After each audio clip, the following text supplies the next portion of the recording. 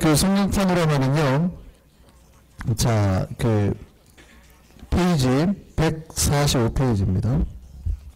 오늘 이제 중간기 마지막을 하도록 하겠습니다.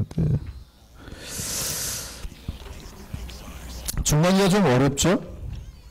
별로 안 들어본 이야기라 좀 어려운데요. 이 중간기는 거의 신약을 해석해내는 그 토대가 됩니다. 그러니까 좀 알아두시면, 물론 굳이 알아야 되냐, 그러면은 꼭 집중해서 안 들으셔도 되지만, 알아두시면 최소한 2단 사설에는 안 넘어가요. 2단 사설에는.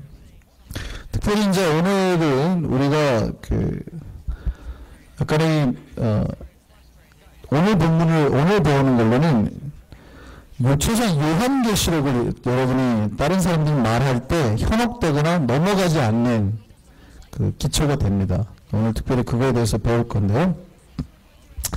자, 이제 중간에 우리가 대충 그 시대 배경을 우리가 배웠기 때문에, 자, 중간기 하면 유대인들에게는 어떤 느낌이 들까요? 이 중간기는 어떤 개념입니까? 저를 한번 보시고. 중간기 하면 여러분 어때요?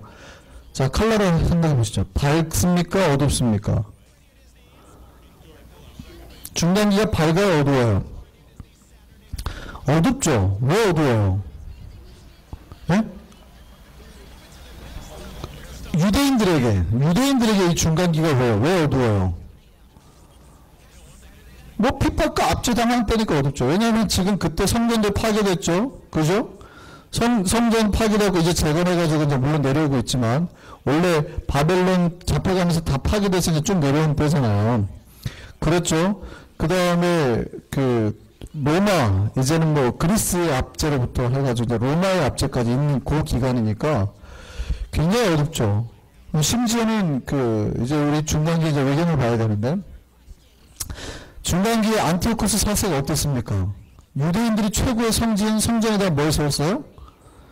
제우스의 신상을 세우고, 돼지피를 뿌리고, 자기 신상을 세우고 이랬으니, 이게 밝은 때예요? 어두운 때죠. 유대인들에게는 최악의 때입니다. 최악의 때. 이 완전 캄캄할 때입니다. 그러니까 굉장히 암울한 때예요. 이때에, 자, 우리가 이제 오늘 잠깐 요거를 보고 넘어가야 되는데요. 중간기 때 우리가 개신교인들은 잘 모르는 이제 외경이라는 문서가 등장을 하게 됩니다. 그러니까 사실은 우리가 공동번역서를 좀 보면 외경이 같이 포함이 되어 있어서, 우리는 저 외경을 보통 여기 15개 있는 12개를 보통 해석하죠. 근데 이 12개가 구약의 외경이 우리는 정경 바깥에 있어. 원래 히브리 본문에, 우리는 이렇게 해석합니다. 원래 히브리 본문에는 없던 거기 때문에 외경이라고 말하는데요. 왜 우리가 바꿔뒀죠 써갖고 외경이라고 그러는데, 실제로는 좀 이렇게 감추어진 이런 뜻이 있어요. 외경의 원래 뜻에. 그래서 감추어진 성경이다. 그래서 이제 캐톨릭에서는 70인역에는 이제 저기가 들어가니까 저거를 갖다가 외경을 정경화하죠. 로마 캐톨릭은. 그래서 서방 캐톨릭은 저기 외경을 인정을 합니다. 그리고 위경이라고 또 있어요. 에녹서랄지, 우리 그 다음에 보시면 솔로몬의 시편이랄지, 모세 승천기랄지 이런 거 있거든요. 자, 요런 내용에는 이제 요런 거는 우리는 아예 위경이라, 너무 벗어났다 해가지고 위경이라 그러는데, 그 사람들은 이제 저거를 외경이라고 그러죠. 자, 외경이 가지고 있는 특징이 있어요. 외경이 가지고 있는 특징이 거의 요때 쓰여진 게 언제 쓰여졌냐면, 이 중간기 때 다 쓰여졌으니까 내용이 어떨까요? 예. 자, 문학적으로 생각해보세요. 압제와 핍박을 당했을 때 쓰는 문학이 밝습니까? 어둡습니까?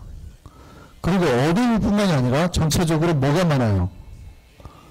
상징이 많아요. 상징. 왜냐하면 직접적으로 표현하면 다 잡아간단 말이에요. 자, 우리나라 1970년대, 80년대에 금기됐던 노래들 있잖아요. 아침 이슬 같은 거. 아침 이슬이 금지될 때 노래, 금지곡이 된 이유가 뭐냐면, 태양은 묘지위에 붉게 타오르고 이랬단 말이죠. 왜 태양이 묘지위에, 그러니까 우리의 시대를 어둡게 보고 그런데도 불구하고 다시 태양이 떠오른다는 거냐. 당시 독재자들은 어떻게 생각했어요. 그러니까 그 노래는 우리를 갖다가 지금 군부 독재는 우리를 갖다 다시금 얘네가 망가뜨리려고 하는 의도성을 가지고 있다 해가지고 막 다 했잖아요. 그러니까 상징으로 다 표현한단 말이에요. 이해되세요? 그러니까 외경이나 위경이 가지고 있는 대부분의 특징은 함축적이에요. 굉장히 함축적이고 굉장히 그 상징을 다 써서 말을 했어요. 뭐 희망을 갖다가 얘기를 할 때 그냥 희망을 말하지 않고 숫자 3을 쓰고 숫자 7을 쓰고 이랬단 말이에요. 제가 무슨 얘기인지 아시겠어요? 뭐 꼭 그렇게 말하는 건 아닌데 우리가 당신에게 희망을 빌어하고 누군가가 당신에게 좋은 일이 있기를 바랍니다 하고 숫자 777을 썼단 말이면 이게 무슨 뜻이에요? 그 7이라는 게 보통 우리가 뭐 럭키, 세븐 뭐 이런 개념이 이미 있잖아요. 그러니까 누군가에게 777을 썼다 그러는 거는 뭐 당신에게 좋은 일이 있기를 바라요 뭐 이런 뜻이잖아요. 문자를 남겼을 때. 이게 뭡니까 다? 상징이죠. 상징. 그러니까 중간에 우리가 굳이 뭐 외경이나 위경까지 알 필요는 없지만 외경이나 위경이 가지고 있는 그 전체적인 문학 양식이 뭐라고요? 예, 대부분 이렇게 상징적이고 예, 이렇게 뭐 함축적이고 그림이나 환상이나 이런 내용이 많다라는 거. 자, 요거 우선 요 정도까지만 알아두면 되겠습니다. 자, 그래서 당시에 이 안티오쿠스 4세가 그리스가 이제 처음에는 친화 정책을 펴다가 유대를 압제하니까 그림 다시 한번 빨리 그리죠. 이게 뭐죠? 지중해입니다. 자, 이게 뭐죠? 예, 사회고요, 요단강이고요, 갈릴리인데 당시에 제 셀루커스 왕조 말씀드렸죠. 여기 프톨레미 왕조, 그리스가 두 개로 나눠졌는데 처음에는 프톨레미 왕조가 여기를 통치하다가 나중에 이 위에 있던 셀루커스 왕조가 이스라엘을 통치하게 됩니다. 근데 셀루커스 왕조의 그 아들이었던 안티오코스 4세가 처음에는 친화 정책을 폈는데 이놈들이 이제 자기가 먹었단 말이죠. 그랬더니 옛날에 이집트 쪽에 속해 있다고 대제사장이랑 다 친이집트 쪽이에요. 열받아갖고 대제사장을 바꿔버렸죠. 그랬더니 여기 있던 경건주의자들이 참 나라를 통치하면 됐지 감히 아론의 계열이 아닌 대제사장을 하나님 임명해야 되는데 자기가 바꿔 해가지고 안티오코스가 반발을 해버리기 시작하는 겁니다. 그러니까 여기는 이런 건방진 좋게 줬더니 나한테 대항해 해가지고 안식일을 못 지키게 하고 돼지피를 뭐 돼지고기를 먹게 하고 돼지피를 성전에 뿌려버리고 제우스 신상 갖다 놓고 자기 신상 세우랬단 말이죠. 여기서 이제 반발 운동이 펴는 겁니다. 그리고 이스라엘의 책도 못 보게 하고 토라도 못 보고 다 불태워버리니까 당시 상황이 어떻게 되겠어요? 네, 어디로 가냐면 그때부터 이제 이 사람들에게 발생하는 문학적인 양식이 묵시 문학이라는 게 등장합니다. 알아두세요. 뭐 아포칼립틱, 아포칼립스 뭐 이렇게 표현하기도 하는데 묵시 문학이 뭐냐면 다 원래의 뜻은 그 감추어진 것이 벗겨지다, 뭐 계시 이런 개념이 있습니다. 그렇지만 이 당시에 그러니까 이런 거, 이 묵시 문학이 발생하게 된 이유가 이스라엘 예언자들이 있었잖아요. 예언자들이 예언했는데 하나님의 나라가 올 거고 좋아질 거다. 이렇게 얘기를 했는데 자기 때에 그게 좋아져요, 안 좋아져요? 안 좋아지는 거예요. 어떻게 더 나빠지는 거예요. 계속 나빠지는 거예요. 그러니까 이 사람들이 이제 문학적으로 표현해내는 것이 더 이상 그들에게는 소망이 없다. 그러면 이 땅의 나라를 나쁜 나라고 새 나라가 와야 된다고 생각하는 거예요. 무슨 말인지 아시겠어요? 이 땅의 나라는 나쁜 거, 새 나라, 새 땅에 와야 된다고 생각하고 종말론이 대두가 되는 거죠. 그러니까 이 땅이 완전히 이미 더럽혀지고 나쁜 나라예요. 그러니까 종말이 다시 이제 다 끝나버려야겠는 얘기예요. 쉽게 말하면 더 이상 못 살겠네. 이거 다 없애버리고 새로운 나라가 와야겠네 하고 생긴 게 그래서 묵시문학이라는 게 생긴 겁니다. 근데 묵시문학이 그 당시에 그 뭐 다니엘서랄지 이 다니엘서라는 건 우리가 말하는 그 다니엘이 아니라 당시의 묵시문학 중에 여기 보면 그 앞에 외경을 볼까요? 자, 공동번역서 12번째 보면 뭐라고 했어요? 다니엘서라고 했죠. 요거를 말하는 거예요, 요거. 요 다니엘서. 그래서 뭐 여기 보면 뭐 별과 뱀 이런 여러분 잘 모르면 그런 스토리가 있어요. 고레스 왕이 이제 뭐 다른 신을 섬기지 말라고 하니까 다니엘하고 세 친구가 음식을 안 먹잖아요. 그러니까 외경이 나온 이야기입니다. 음식을 안 먹으니까 얘네들이 음식을 안 먹는다라는 걸 보이기 위해서 문을 다 닫아버리는데 사실은 뒷문으로 와가지고 자기네 신이 먹는다라는 걸 보여주려고 했는데 뒷문을 닫아버리니 문을 다 잠갔는데 다니엘 반대파가 뒷문을 열어놓고 와갖고 음식을 다 가져간 거예요. 근데 다니엘이 증거를 잡기 위해서 뭐 했냐면 사실은 밤에 이제 재를 뿌립니다. 그래가지고 뭐 발자국을 찾아내고 뭐 이런 내용이 담겨 있는 게 뭐 그런 거예요. 그 다음에 뭐 토비스 같은 경우는 토빗이라는 사람이 아들 토비아를 자기 한 사람하고 보내요. 동료가. 근데 그 동료가 천사 라파엘이에요. 근데 한 여인을 만나게 되고 이 여인이 7 남편이 있었는데 다 찬열밤 계속 죽어요. 사탄이 다 해가지고. 근데 이 천사의 라파엘의 도움으로 토비아가 뭐 결혼하게 되는 이런 뭐 신비적인 이야기, 뭐 그런 이야기들이 이제 담겨 있고요.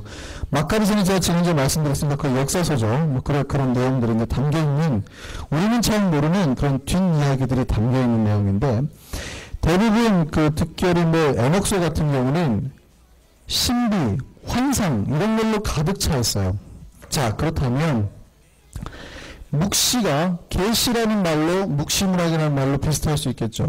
그렇다면 우리가 알고 있는 묵시문학이 있죠. 뭡니까? 우리가 알고 있는 묵시문학이 있죠. 뭐예요? 제일 상징적으로 잘 나타나는 묵시가 나와 있는 게 주로 이제 다니엘이죠.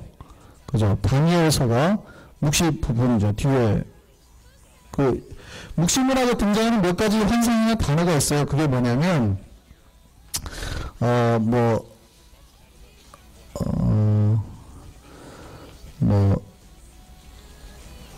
종말, 그 다음에 하나님의 아들, 뭐 인자, 뭐 이런 말들. 이게 다 여기 나오는 다니엘서에 나오는 말이죠.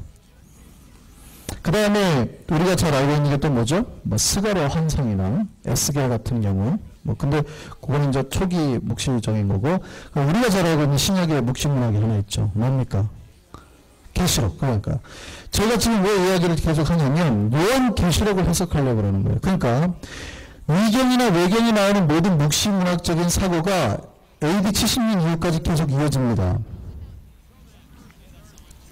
좀 어려우세요, 조금? 그러니까 이미 당시의 모든 문서나 글들이 상징적으로 표현되기 시작했다고요. 상징적으로 표현되면서 이 땅의 역사관은 부정하기 시작하는 거예요. 이놈의 땅 다 망해버려야 돼. 이렇게 간다고요. 그러니까 새하늘과 새 땅이 와야 된다고 말하고 있는 묵시문학에 이제 많이 성행하는 겁니다. 이해되죠? 그리고 뭘 표현할 때 직접적으로 표현하면 다 잡혀가요. 반발하면 다 잡혀간다고요. 그러니까 다 뭘로 표현해요? 상징으로 바꿔서 표현하는 거예요. 상징화. 그래서 이 땅은 사탄, 좀 약간 이원론적인 요소가 들어오죠. 제가 지난번에 이원론적도 설명드렸으니까. 이 땅은 사탄의 세상이니까 빛의 나라가 와야 되고, 이제 악의 세력이 지배하고 있지만 최후의 때는 하나님께서 다시금 회복시킬 것이다. 뭐 이런 것들이 나오는 겁니다. 그래서 요한계시록이 전형적인 하나의 묵시문학의 하나예요. 그러니까 요한계시록만 묵시문학이 아니라 이미 그 전에 있던 모든 묵시문학이 있고 거의 똑같은 단어들이 등장하는 거예요. 그러니까 다른 에녹서에도 숫자가 등장 똑같이 3, 7 이런 숫자가 등장하고 하는 거예요. 그게 제가 무슨 얘기하냐면 그러니까 요한계시록 같은 거 읽을 때 여러분이 666 같은 거 보잖아요. 그리고 777 같은 거 보잖아요. 666 같은 거 숫자를 보면 기분이 좋아요, 나빠요? 나빠요? 왜 나빠요? 그러니까 그렇게 생각하시면 안 된다고요. 이거 유대인들이 생각하기에 그 사람들 나름대로 상징적으로 표현해낸 거잖아요. 그들의 문화와 문학으로.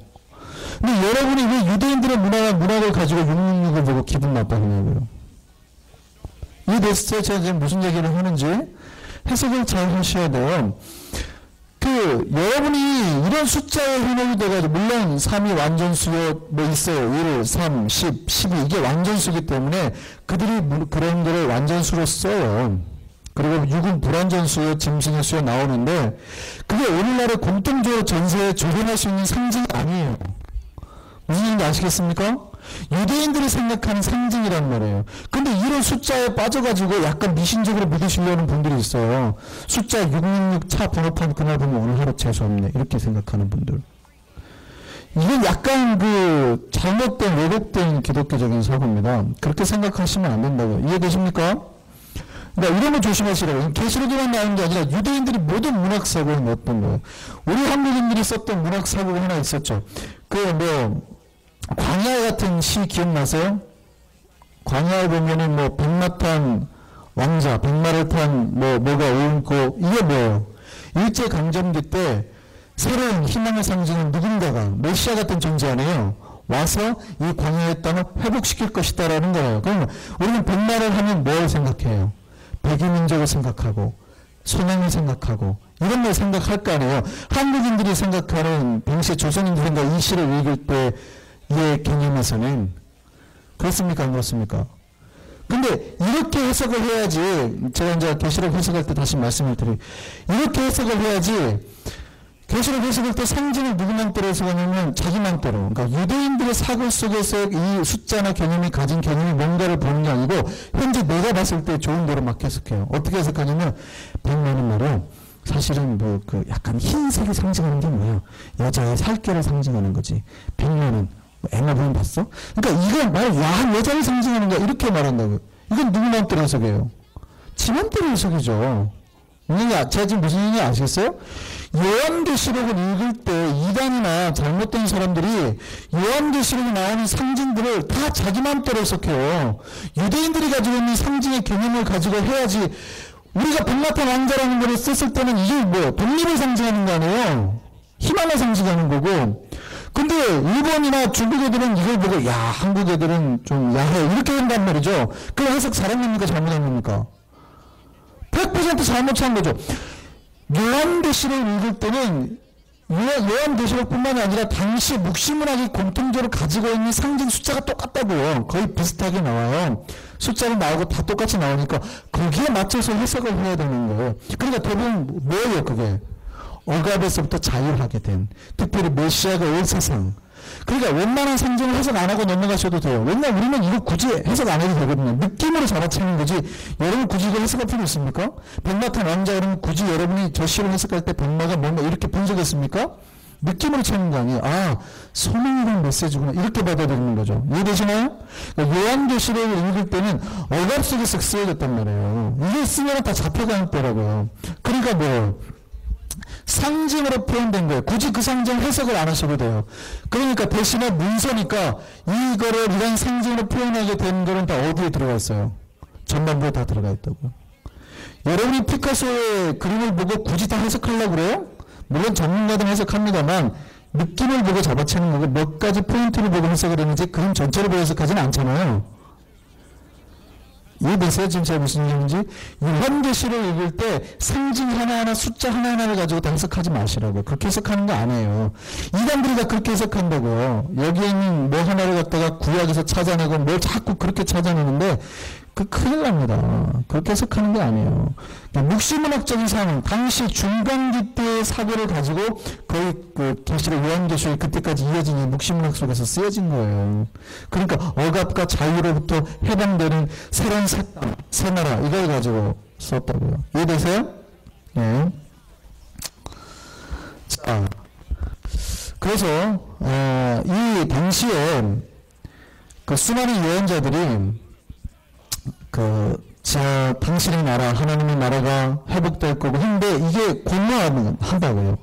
그러니까 이 공허한 것들이 나니까 그 공허한 것들 속에서 회복하기 위해서 묵시문학이 나왔는데 스스로 새로운 종말론을 갖다가 찾기 시작하는 겁니다. 그러니까 묵시문학적 종말론적 세계는 이 세계와의 역사가 우선 일단 끝나야 돼요. 새로운 세상이 와야 된다는 걸 전제하고 있습니다. 왜냐하면 하나님의 초월적인 역사가 실제에서 나타날 때가 온다라는 거예요. 그걸 기다리는 겁니다. 그러니까 요한계시록도 마찬가지로 모든 묵시문학이 가지고 있는 게 뭐냐면 종말사상, 특별히 메시아 사상, 이런 게 오는 거죠. 묵시문학의 특징이 있어요. 묵시문학의 특징이 뭐냐면, 이게 요한계시록에 이제 좀 구분되는 건데, 익명성입니다. 절대 자기 이름을 남기지 않았습니다. 왜 자기 이름을 남기지 않았을까요? 남기면 잡혀가는 거죠. 남기면 잡혀가는 거예요. 그러니까 자기 이름을 안 남겼어요. 그리고 묵시문학의 또 특징이 뭐가 있냐면 의미화, 상징적, 신화적 언어를 표현했습니다. 왜 그럴까요? 왜? 똑같아요. 잡혀가요. 그러니까 상징이에요. 근데 계시록 이해 안 되네, 해석 안 되네. 당연하죠. 해석 못하게 하려고. 로마인들이 읽어도 해석 못하게 하려고 했어요. 근데 당시 비슷한 사고를 가지고 있는 로마인들이 읽어도 해석 못하게 하려고 했는데 여러분이 그걸 읽으면 해석이 돼야 한대요. 안 되죠. 그러니까 요한계시록 해석이 안 돼도 너무 시험에 들지 마세요. 나중에 천천히 해석을 해드립니다. 그러니까 이 부분은 해석하지 마시고 여기는 해석할 거. 이런 게 있어요. 그러니까 그것까지만 해석하시면 돼요. 거의 요한계시록 1장, 2장 안에 다 나와 있어요. 앞에 서론 부분에. 세 번째는 그래서 환상과 상징으로 이루어져 있습니다. 그러니까 거의 이런 문학작품은 요한계시록뿐만 아니라 당시에 나오는 모든 외경문서나 이런 묵시문학에 나온 작품들은 다 환상적이고 이해 못할 이상한 비유들, 그런 상징주의로 다 가득해요. 그러니까 묵시문학에서는 이방의 국가들을 맹수, 맹금 이런 걸로 표현하죠. 다 그런 걸로 상징으로 표현해요. 그래서 이러한 묵시문학 상징 중에 이제 숫자가 있어요. 아까 제가 말했던 3, 4, 7, 10, 12 이렇게 해석한다고요. 미국이라는 나라에서 사자는 무슨 개념이 있을까요?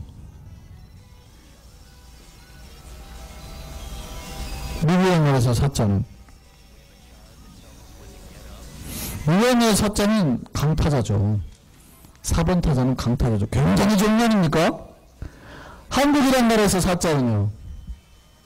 그러니까 미국을 사자를 보면서 성경에 예를 들면 어떤 문서에 상징 묵시문학을 예를 들어 읽을 때 사자를 봤어요. 근데 우리가 이 사자를 죽음의 사자를 해석하면 됩니까? 안 됩니까?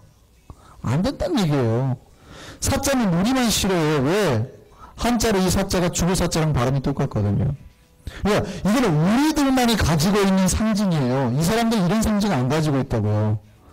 요한계시록을 해석할 때 여러분이 가지고 있는 상징적인 개념으로 요한계시록을 해석하시면 안 된다고요. 이해되시나요? 그러니까 이 숫자가 나오는데 내가 똑같이 이 숫자를 나쁜 걸로 해석하면 안 돼요.